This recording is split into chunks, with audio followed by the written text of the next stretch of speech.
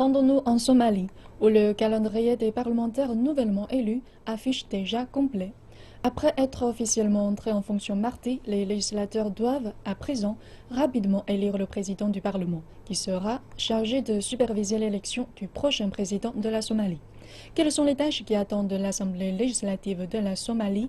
Réponse en images.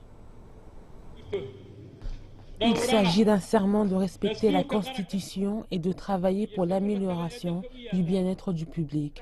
Un pas de plus vers un nouveau gouvernement en Somalie.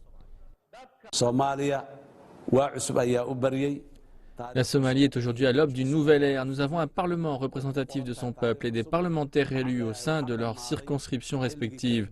Nous avons avec succès surmonté les défis rencontrés durant la période de transition. J'appelle les Somaliens et la communauté internationale à travailler avec le nouveau parlement tandis qu'il remplit sa mission constitutionnelle.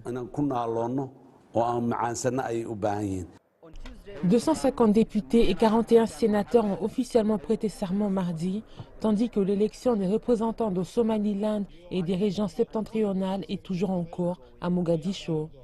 Jusqu'à présent, 65 femmes ont été élues au 10e Parlement de la Somalie. Le pays se rapproche de l'objectif de porter à 30% le taux de représentation des femmes au sein des chambres hautes et basses du Parlement. Il nous appartient maintenant, en tant que nouveau Parlement, de décider du contenu des nouvelles lois, de débattre sur l'actuelle loi et de faire des changements à l'ordre des travaux.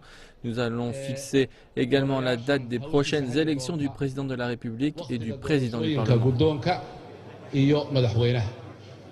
La décision prise plus tôt cette semaine par le Forum de leadership national d'augmenter le nombre de représentants du Sénat de 54 à 72 a déjà été qualifiée par les experts de violation claire de la Constitution. Il s'agit ainsi du premier point inscrit à l'ordre du jour du Parlement, ainsi que de fixer la date du prochain scrutin. Le forum de leadership national a comblé le vide pendant que les nouveaux parlementaires étaient élus dans les capitales régionales. Aujourd'hui, je suis ici pour vous annoncer que le pays a un nouveau gouvernement. À partir d'aujourd'hui, le Parlement et le Sénat sont les seules instances de décision du pays.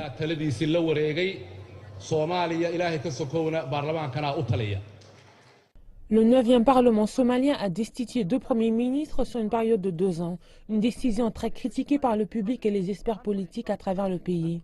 Osman Elmi Bokor va assumer le rôle du président intérim du Parlement, car pour l'instant, aucune date n'a été fixée pour l'élection du président de la Somalie et celui du Parlement. 257 députés et 54 sénateurs éliront le prochain chef d'État à Mogadiscio, au moment où les autorités intensifient leurs efforts de sécurité après les récents attentats.